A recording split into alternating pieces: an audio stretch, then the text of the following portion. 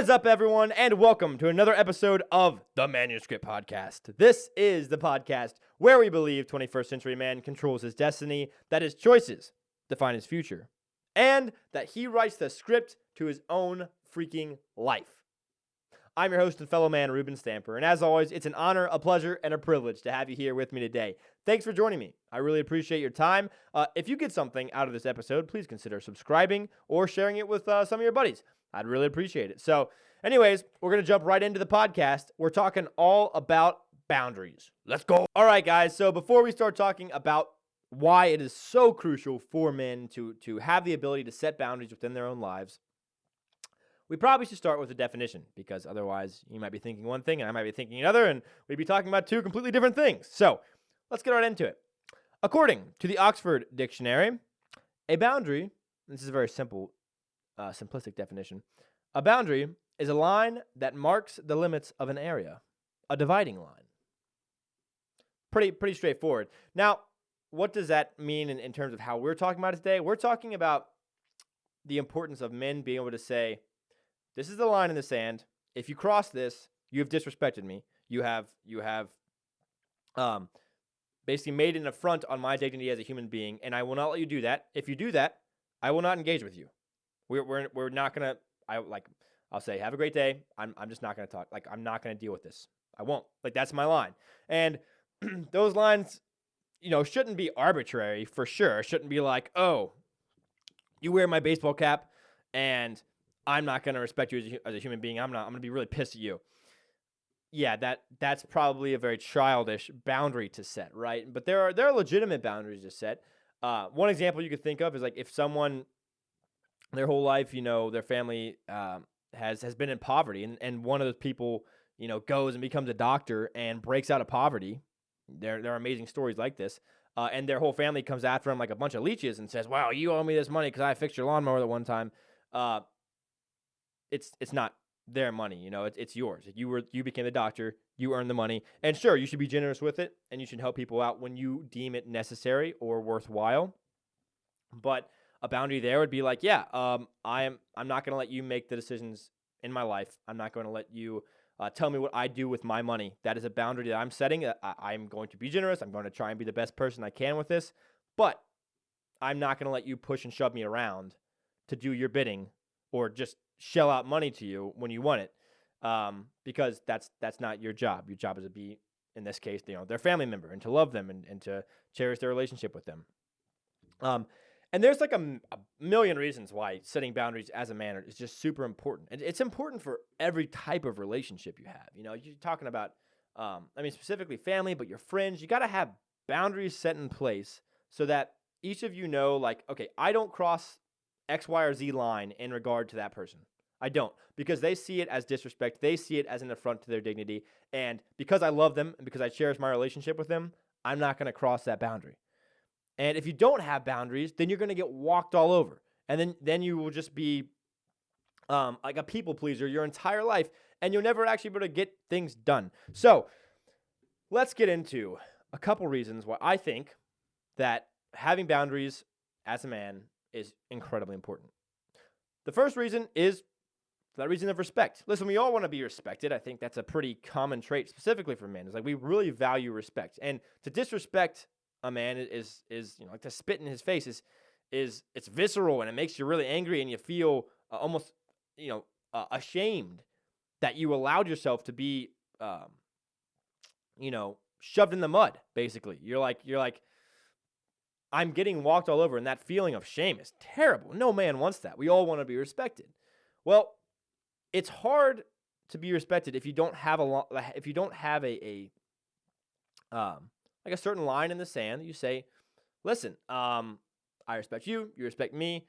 Here's my boundary. You're not going to do this to me. You're not going to talk down to me like this. Or you're not going to talk to my wife like that. You're like all these things. You're just basically setting in a set of rules around who you are as a human being that the other person can know about. And you say, yeah, listen, I won't let you talk to my wife like that. I won't let you talk to me like that. We're just not going to work. I will not engage with you. I will not talk to you if you're going to treat me like that. I demand a certain level of respect. I demand that you see me as a dignified human being as I see you. And so it creates this mutual respect between people. And that's crucial for every type of relationship. The second reason I want to talk about was basically, I put it under the heading of autonomy, right? Is if you don't have boundaries, you kind of get pulled here or there by people all the time instead of making your own individual decisions. And I've talked about the importance of decision making for men in previous episodes, but you got to be able to stand on your own 2 feet. And if you're constantly, if you never set up boundaries and you're constantly letting other people tell you what to do 24/7, then you're not going to be making those individual decisions that are best for you and your family. So autonomy is yet another reason why I think that men should have boundaries in their lives. The third, and I touched on this earlier, but it's like it helps you create healthy relationships. It truly does. You can't have a healthy relationship if one person has boundaries and the other person doesn't, and you can just, walk all over them willy-nilly. Like that is a recipe for a terrible relationship. And so you have to have boundaries where you say, these are the things that matter to me. Don't encroach upon those things, because that will cause tension and disarray between the two of us. And so the last thing I want to touch on real fast about why I think boundaries are so crucial for men is that, and this is something like I dealt with very much so in high school, was that if you don't set up boundaries, not only do you not get respected by people as much as you would like, but you also lose a ton of self-respect. You really do. Like in high school, I was very much a people pleaser. I hated making people uncomfortable. I hated being in uncomfortable situations, and I hated hurting anybody's feelings. But at a certain point, there will come a time where you have to make a choice that will hurt one person's feelings or another, and you got to be able to make that decision. But at the end of the day, if you can't set up those boundaries, you'll lose a ton of respect for yourself, because you lay in bed and you look back and you say, damn, why didn't I stand up for myself? And you come up with these elaborate plans for like, oh, this is what I would have said. Man, if I could just go back there. But you can't. You can't go back there. That situation, the one that you're reminiscing on in your head late at night, that's keeping you up, you can't go back to that situation.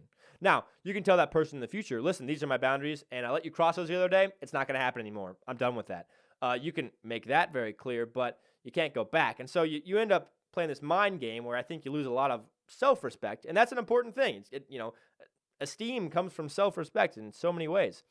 But yeah, anyways, that's basically the reasoning I have for why I think men need to set healthy boundaries within their lives, so other people know how to treat them, and so that you don't lose that crucial self-respect that you need in your life.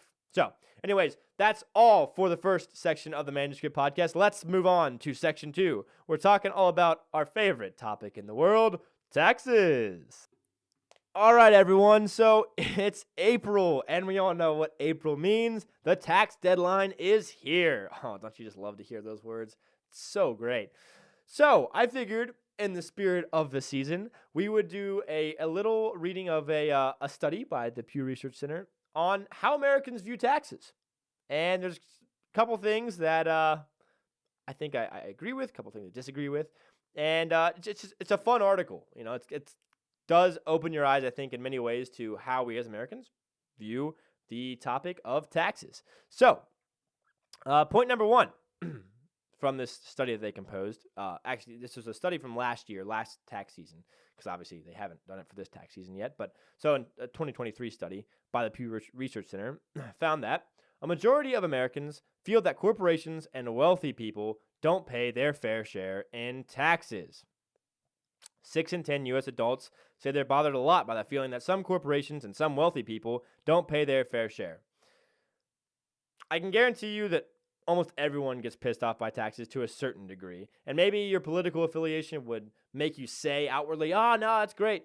But everybody gets pissed off at taxes. And I think this whole pointing the finger at like, oh, well, you wealthy people aren't paying enough taxes just because your bill is so high is like, it's you problem, man.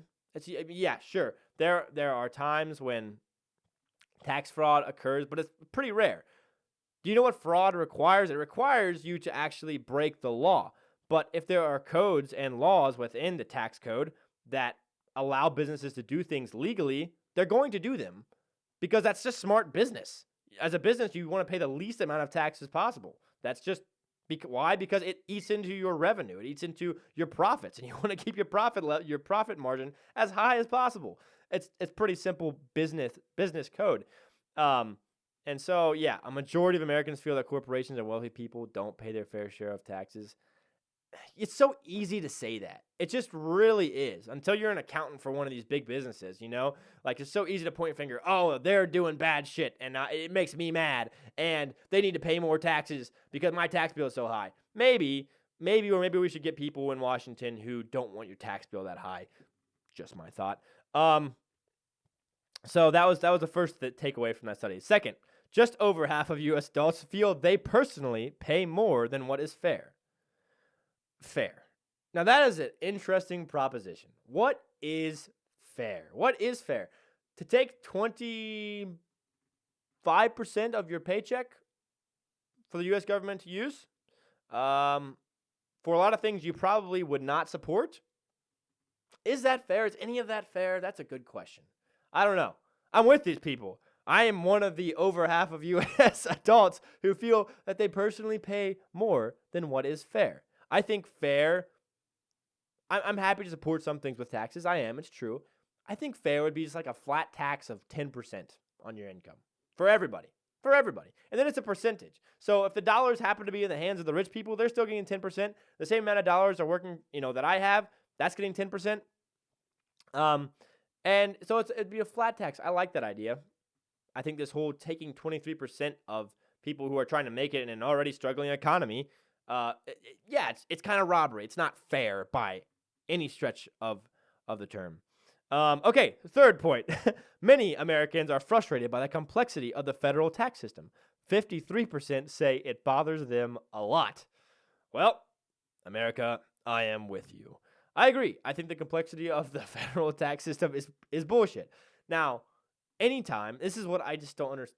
So many people don't understand this. The government is the least efficient system out there. The private sector always does things better, literally every single time. Have you seen Amazon's shipping infrastructure versus the United States Postal Office? Like, they're killing it. They're a private company. Amazon's a private company, and they are just so much better than our U.S. government is at shipping packages and getting things places where in a timely manner. They just are. They've mastered it. They're better at it. And the private sector almost always outdoes the United States government in terms of efficiency. And so, yeah, you basically give the IRS unlimited power and you say, all right, so we need you to create a system whereby people can, fill out numbers to give us money, and we need you to streamline it and make it efficient. Yeah, good luck. It's not going to happen. I hate to be the cynic here. I'm normally an optimist, but I'm going to be the cynic here. The United States government, this is based off of fact as well. They just, for the most part, suck at being efficient.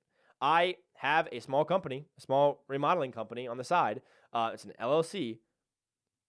It is their website, the clunkiest thing you've ever been on to pay your state taxes and your federal taxes and those things. It's the clunkiest thing to get onto. And their quarterly estimates of your taxes and stuff that they require, like getting that entered is so difficult.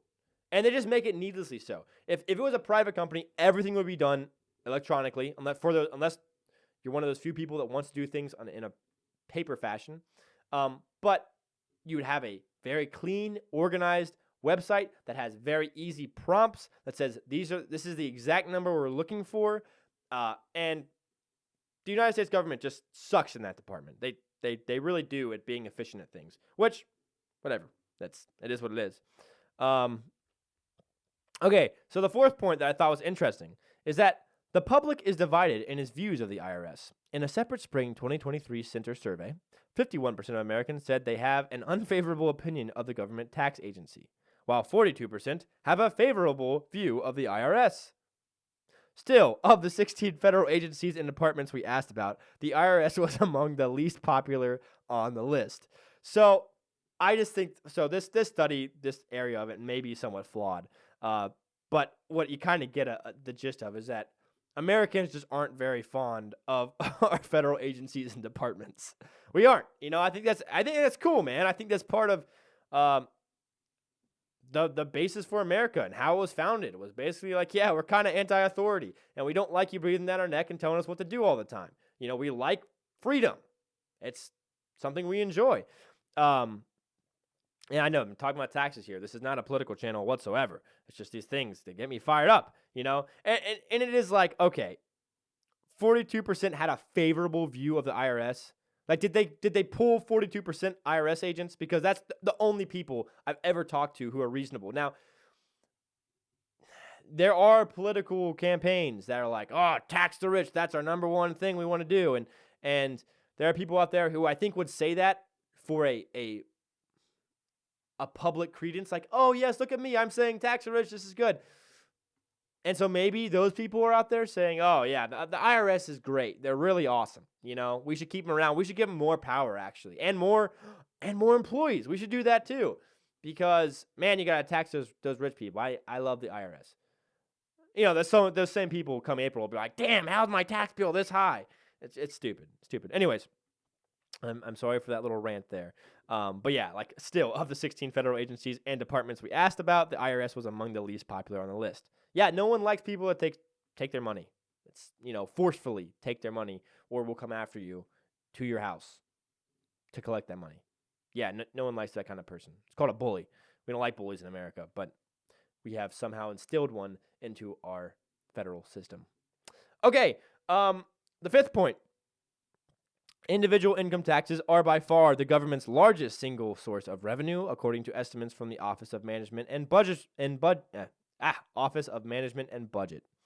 The federal government expects to collect about $2.5 trillion in individual income taxes in the fiscal year 2024. So, another thing is that I'll just rant about because I feel like ranting about it. Screw it. As I said before, the United States government is terribly inefficient in so many different sectors and realms of business, of just managing your money. Now, if they did a great job and my roads are always just like crazy clean and our bridges weren't falling apart, and there were just some basic things that were like really efficiently well taken care of, man, then I would be on board. I'd be like, okay, this is easier to swallow because I know that this money is going to good things. But it's just spread out into a billion different categories, most of which, a lot of which I have actual moral disagreements with, and I'm not very pleased that the money is going there. But yeah, as Americans, we don't have a say where that goes, except that we do because we get to vote. So maybe, yeah, voting for people who claim at least to want to spend your money in wise ways would be a good idea for us as Americans. I don't know, just a thought. Anyways, that is the Pew Research study that I felt I would read out to you guys because we're at that tax season. Do file your taxes. I don't want the IRS coming after you. Do it so that you don't get in trouble, but doesn't mean you have to like them. I really don't. So, anyways, that's all I have to say. Hope you enjoyed Section 2 of the Manager's Kit podcast. Let's move on to Section 3, Reuben Rants. Let's go. All right, so in this section of the Manager's Kit podcast, I'm going to be talking about something that is relatively controversial. I'm just in a controversial mood, guys. I don't know what to tell you. Here's a statement. Oversharing / being emotionally fragile is not the same as avoiding being a toxic man. Yeah. I'll say that in a different term so it doesn't sound so convoluted. Oversharing your feelings isn't the same, is not synonymous with, oh, I'm a non-toxic man. People say toxic man all the time and don't define what it means, but supposedly a paramount part of the definition of a non-toxic man is a man who is who's open with his feelings and is willing to share them with people. Now, I'll put a caveat on this. I think it is important to share your feelings. I truly do. With people who are very close to you, who you trust, who will cherish you opening up to them. And yeah, those are about the only people that I think you should share it with. Like your spouse, your loved ones who are really close to you and who you trust with that information. But the idea that in order to be a good man in today's society, you have to be able to just dump out all your emotions and all your feelings to people at their whim is bullshit. Once again, this goes back to kind of what I was talking about with setting boundaries of like, nah, I'm not going to share my feelings unless you're someone that I have fostered a great relationship with, who I really trust with this information. And so I think there's been a movement recently to like just be like, oh, if you're a good man, that means you're just opening up all the time about how you feel. No, actually, I'm going to make a counter argument, and people are going to say, this is terrible. You shouldn't say this. I actually think that it is important that men do not share their feelings all the time, and that they're able to deal with small hindrances that annoy them, or small emotional welling ups. You need to be able to actually, a lot of the time, just say, okay, it's actually, I feel it, I register it, it's there, I'm gonna let it go. You don't have to talk about it. You don't have to go talk everything out to everybody. And I know this is the classic like 1980s jock Reuben coming out here, I suppose. But yeah, I just think that this whole idea that like, oh man, I want a sensitive man. That's the epitome of what a good man is. It's like, yeah, kind of, sort of, because I was talking to my wife about this this morning actually, and I was telling her this is going to be the topic, and we were kind of having a back and forth, and she disagrees with me sometimes. It's helpful. It helps me build better arguments, and she was like, well, yeah, but I think everybody wants a guy that's going to open up to him and stuff. And it's like, yeah, but you don't want a sensitive man. You don't want to, you want, most women, at least from what I have gathered, and this is what my wife agreed with, they want someone who can be a rock for them. Like a woman wants to be able to come home and tell her husband, yes, absolutely, like about her feelings, and open up about her feelings to her husband. And her husband needs to be her rock and like stand firm with her and be there for her. And that is super crucial. And I think that makes for a great relationship. But if it was flip-flopped, and every day that I had a bad day at work, I came home and I just poured everything out for hours, and I just wanted to talk more and more about how bad the day was at work. No, I don't think she would actually enjoy that. Now, she would be there and she'd listen to it. And there are times when bad enough stuff happens, you do need to talk about it. I'm not arguing that you don't share your feelings. But the little shit that like just happens in a day that's like, this is really annoying. I could choose to dwell on this because it really made me emotionally upset. Or I could let it go and just try and be that rock for her. I think that is more important. It's more attractive, and it's more, I don't know, I think it's more masculine. I do. I think there's this thing where it's like, if I went to all my guy buddies and just poured out my feelings all the time to them, they'd be like, dude, like, we're just trying to have a good time here right now. And yeah, I don't know. I just think that there has been a movement recently for men to be hypersensitive, and I don't think that's good. I think that being able to share your emotions and your feelings, very important, but only with people who are very close to you, who you trust, and not the person you run into at a bar. No, that actually makes you weak. It basically is like, hey, I'm going to expose all my vulnerabilities to you. Don't hurt me. Good luck, man. Like if you're doing that to a random stranger, what do you expect? What do you expect? Only do that to people who you really care about and who care about you. Anyways, that's all I have to say on this new trend of oversharing or being, emotionally fragile, basically. It's not the same as being non-toxic, Maybe I'll do another episode on that down the road, but that's all I have to say on that topic. Hope you enjoyed. All right, everyone, that about does it for this episode of the Manuscript Podcast. Thank you so much for watching. I really hope you enjoyed this episode. I'll be back next week. Obviously, for those of you who are diehard listeners, I apologize for not being here last week. I was on a small hiking trip with the wife. It was great. I'm not going to apologize for it, actually. I said sorry. I'm not sorry. It was a great time. I'm glad I didn't do an episode because it just would have been something on top of an already busy schedule that I would have had to figure out. And I wanted to enjoy some time with my wife. So I do not apologize for that. But there will be more episodes in the future, so stay tuned. All right, that's all I have to say. Hope you guys have a great day. Thanks for watching, and as always, remember, there's a better life out there. Let's get after it. Peace.